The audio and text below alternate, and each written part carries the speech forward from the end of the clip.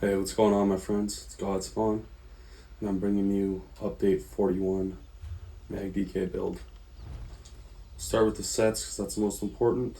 Front bar, we got Trickery with the Nernhoned and Flame enchant. Then we got back bar, offhand, charged with poison damage. Back bar, we got Rallying, Ice Staff Precise, the weapon damage enchant. We got Blood Spawn, one trainee, rally belt, gloves, guards, and boots. So I got 3 medium, 3 light, 1 heavy. Make sure you got your belt and gloves in light, and then you got to have one of these other pieces. Make sure you don't have your chest light, but one of these other pieces, either your head, shoulders, legs, or feet in light. If you wanted, you can mess around with the weights a little bit. I would make sure you at least keep their belt light though, and your chest always heavy reinforced. So we got 6 impen, and the 1 reinforced. Jewelry, we got all weapon damage or spell damage glyphs, rally cry, and then we got mark and ring of majesty. So we're we got a couple tank sets like rallying cry, trickery, and then we're just trying to like maintain the tankiness with mark and ring of majesty. If you want, you could go with death dealers here, and that would, you'd get a little bit more damage with that, but I'm just trying to kind of stack different forms of tankiness on this build. So like with the rally cry, we get our crit resistance. With this, we get some extra armor. Blood Spawn, you get armor, and then with the Ditch Trickery, you get your extra healing, protection, all that kind of stuff. So yeah, if you want, you can throw poisons on. The reasons I got poison damage and flame damage here though is because of the new change with the combustion passive. So when this procs if this procs every 3 seconds, you get 1,000 magic packs. So that's going to equate to recoveries every 2 seconds. So that'll equate to about 666 mag and scam recovery if this is going on cooldown. That won't happen all the time, obviously, but we want to be maintaining that as much as possible. So let's get into the skills. So front bar, we got the chains of devastation.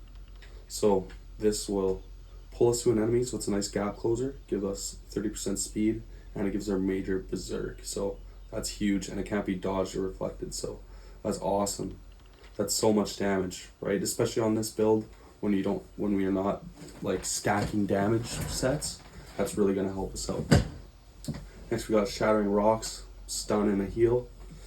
You guys know about that. Flames of Oblivion, it's our spammable, aside from whip, but it's going to help us get our stacks for our Molten Whip, and it's the cheapest one that we can use out of the 3 Ardent Flame abilities to stack our whip, so we're going to be using that one the most.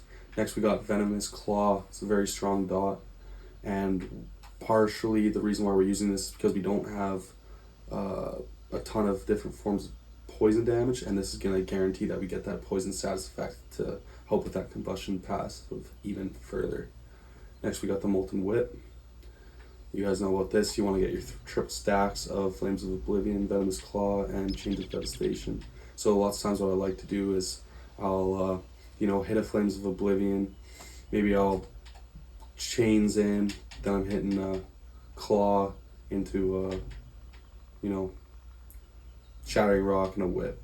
Sometimes I'll even I'll like to do like chains first, then claw, then I'll do Flames of Oblivion, then stun, and then whip, because then the flames and the whip will kind of hit somewhat at the same time for more burst. And I like to carry that with going onto the back bar with corrosive, and you guys seen that I had leap on the front bar as well. So corrosive, we are going double swords on this build, so corrosive is gonna be like our main kind of damage ult.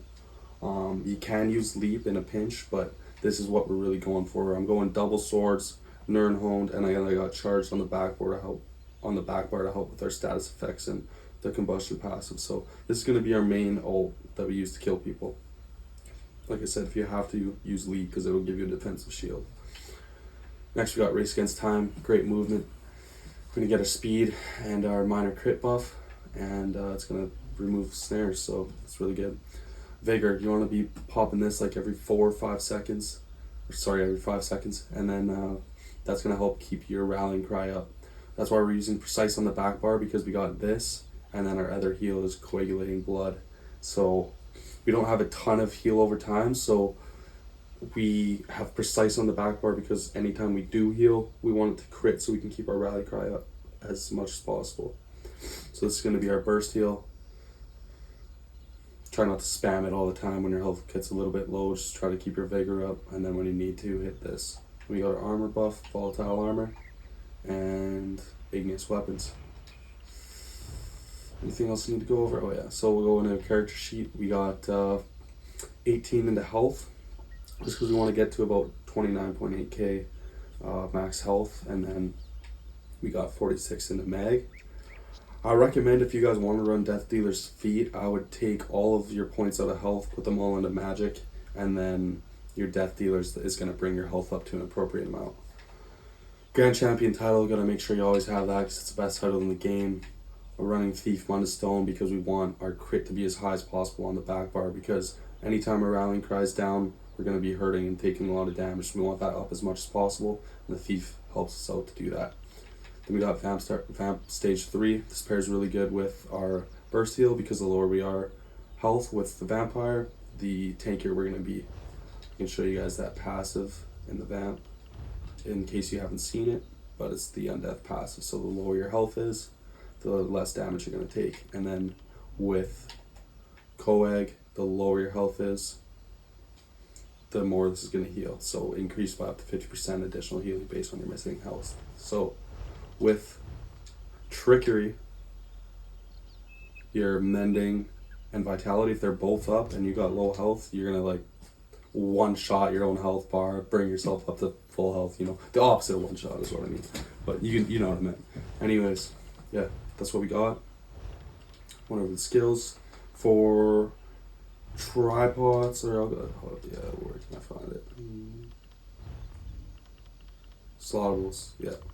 So we're using tripods right here, getting a bit low. You can use crown tripods. I use the tech pots and movability pots as well for night blades. And then for food, I am using Jewels of Misrule. And then you could also use the gold food. It's just a bit more expensive. So a big reason why, I know I'm kind of like all over the place, but a big reason why I like to use Chains of Oblivion now is because it's that extra bit of damage. And this also helps us pulling ourselves to night blades, and so many people are Sorks now. This gives a perfect gap closer for us. So if the Sork streaks away, you got a gap closer we can stay on and keep the pressure on it. Okay, CP. I like to always have these two, Gifted Rider and Warmount. If you're in Cyrodiil, you want to be able to get around as fast as possible. You got the Rationer, and then Steed's Blessing. I like being fast from out of combat. Everyone says like these don't matter, but I think these two matter for cyrodil.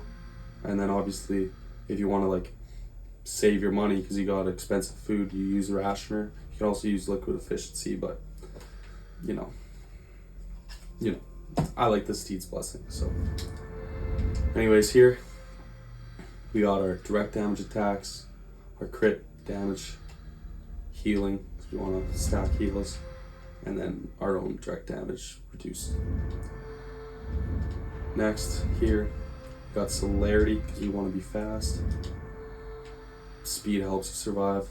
Survival instincts, everyone's using status effects now, so you want to have this up so that when you do have a status effect on you can roll a block and it's not going to cost you nearly as much. Then we got sustain by suffering, so we want to sustain, and then rejuvenation. So there's the CP, all the gear. Don't believe I'm missing anything. Yeah, it's been a quite strong build. I haven't really even been playing this for that long. I hope you guys enjoyed some of the clips that I played before this. I got those clips like in a day, like, you know, just scattered fights. But there was a few other fights that I had where I probably could have pulled off like a 1v4, but then, you know, another 4 people came in and it was just too much. But this build's really strong, healing's really good, you're tanky, and with corrosive and your gap closer, chains of devastation, you got enough damage to kill most people. So unless you run into someone who's super sweaty, you know, maybe they're on a tank build, you're gonna kill them. So hope you enjoyed the build and take care.